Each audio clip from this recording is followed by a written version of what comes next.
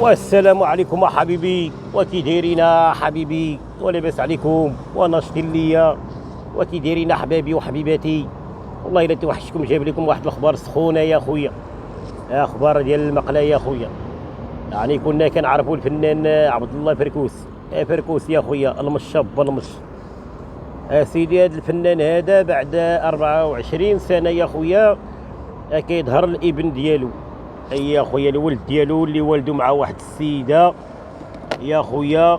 وهذا الابن ديالو كيطالب بواه، دابا كيطالبوا بالحق ديالو لان ما حطوش في الوريقات ديالو.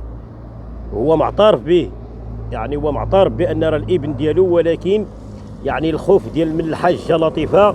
يعني على ما سمعت بان عنده الحاجه لطيفه المراه ديال الزوجه ديالته، يعني من الخوف ديالو نكر ولده. وهذا ولده يا سيدي قال لك يا سيدي كتعاود الام ديالو كتعاود بان تلاقات مع فركوس في واحد العمل فني اللي هو ديال اللي عقدوا عليه ديال الجنون. كانوا مثلوا واحد الفيلم ديال الجنون، كانت هاد الابنه هذه كان في العمر ديالها 18 سنه ديك الساعه، وكانت مع الفريق اللي كانوا كيديروا المكياج لفركوس. المهم عجباتو الدريه ديك الساعه، خدا النمره ديالها، بقاو على تواصل. كلا ليها الدماغ ديالها، كلا ليها سميتو طمعها.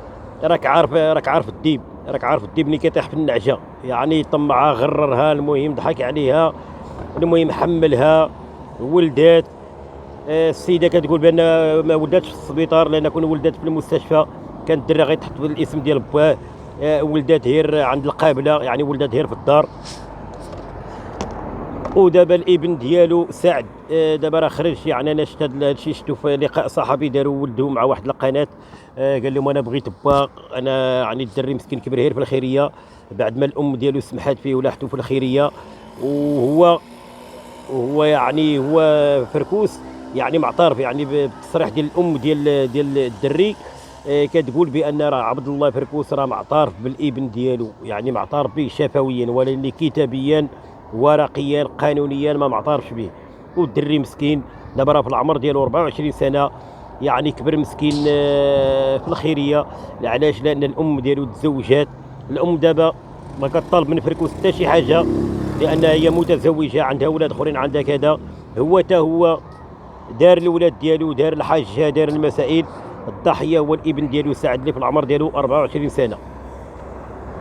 يعني في انتظار ان باش يثبت هذه الحاله هذه واش حقيقيه، واش ادعاء، ولا ما يمكنش انهم غادي يدعيو.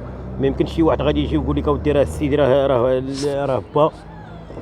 وحتى ذاك الصحفي ولا ذاك اللي دار معاه الروبورتاج اللي دار مع الدري اتصل بالام ديال سعد، اتصل بها وعاودت ليه، هي اللي قالت هذه القصه اللي قلت لكم بان راه تعرفت معاه في واحد في واحد الفيلم اثناء التصوير. ذاك الفيلم اللي كان ديال الجنون، راه كلشي كيعرفوا ذاك الفيلم.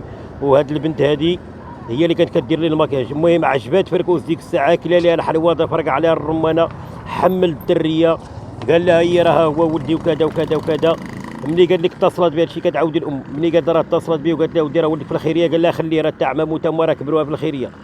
دابا حنا ما عرفنا واش هذا الشيء حقيقي ولا ماشي حقيقي، وان القصه غادي تبان.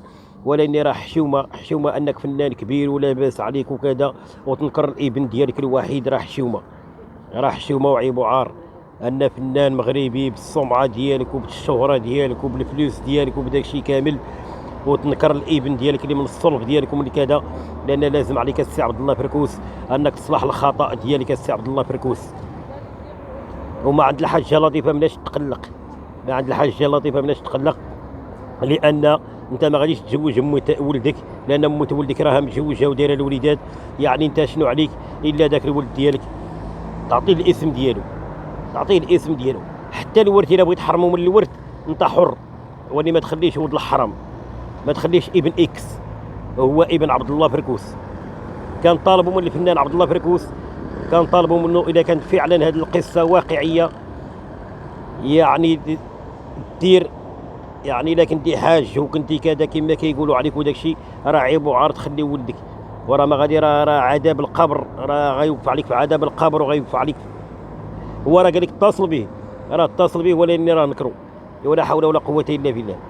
هذا عبد الله فركوس ناكر ولده، ناكر ولده 24 سنه، ضحك على امه ملي كانت باقا صغيره. ايوا هادشي هو اللي كاين.